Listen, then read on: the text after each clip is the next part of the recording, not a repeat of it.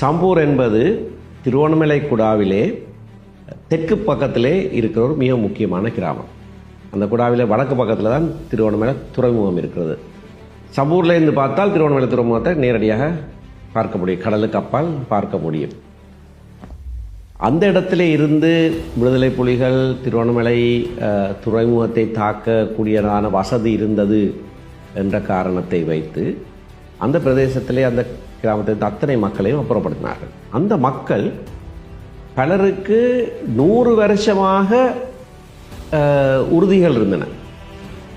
விசாலமான பிரதேசம், பல நூற்றுக்கணக்கான மாடுகளை வைத்திருந்தவர்கள், விவசாயம் செய்தவர்கள், தோட்டங்கள் செய்தவர்கள், மிக சொகுசாக வாழ்ந்த மக்கள், தங்களுடைய சொந்த காலிலேயே நிறைவாக வாழ்ந்த ஒரு மக்களை அங்கே இருந்து பலாத்காரமாக அகற்றிவிட்டு அந்த நேரத்திலே இளைப்பாறி இருந்த ஒரு போலீஸ் மாதிபர் தலைமையிலே ஒரு குழு அங்கே போய் புல்டோசர்ஸ் வைத்து அத்தனை வீடுகளை, ஒரு வீடு கூட மிச்சம் விடாமல் அத்தனை வீடுகளையும் தரைமட்டமாக்கி விட்டார்கள். அப்படியான சூழ்நிலையிலே சம்பூருக்காக நான் ஒரு வழக்கை தாக்கல் செய்த போது பலாலி உயர் பாதுகாப்பு வலயம் போல அதிலே வெற்றி கிடைக்கவில்லை. அதிலே நீதிமன்றம் அது மிகவும் முக்கியமான பிரதேசம், பாதுகாப்பு காரணமாக இருக்க வேண்டிய பிரதேசம் என்றெல்லாம் சொல்லி, ஆனால் ஒரு சின்ன குறிப்பு ஒன்று இருந்தது, மக்கள் மீள்குடியேற்றம் செய்யப்பட வேண்டும் உரிய காலத்தில். ஆனால் அது எப்போ செய்யப்படலாம் என்பது பாதுகாப்பு நலன்களை கருதி அரசாங்கம் தான் முடிவெடுக்க வேண்டும் என்று அந்த வழக்கு தள்ளுபடி செய்யப்பட்டது.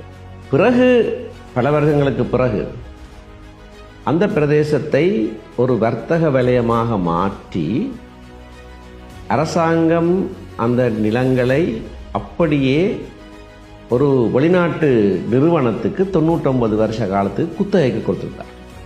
அப்படி குத்தகைக்கு கொடுத்தது ஏற்கனவே தள்ளுபடி செய்யப்பட்ட வழக்கிலே சொல்லப்பட்ட மக்கள் மீள்குடியேற்றத்துக்காகத்தான் இது செய்யப்பட வேண்டும் என்று சொல்லப்பட்டதுக்கு முரணாக இருக்கிறது என்று சொல்லி நாங்கள் திரும்பவும் நீதிமன்றம் மூலமாக அதனை தள்ளுபடி செய்து அந்த குத்தகையை ரத்து செய்து மக்கள் திரும்பவும் மீள்குடியேற்றம் செய்வதற்கான வழக்குகளிலே 2015ஆம் ஆண்டு வெற்றியடைந்தோம். அந்த மக்கள் திரும்பவும் அங்கே குடியேறினார்கள். அந்த மக்களை பற்றி ஒரு விஷயத்தை சொல்ல வேணும். அவ்வளவு காலமும் அவர்களுக்கு மாட்டுக்காணி தருவதாக அரசாங்கம் பல தடவைகளிலே சொன்னது. கிளிவெட்டி, மல்லிகை தீவு போன்ற பிரதேசங்களிலே அவர்கள்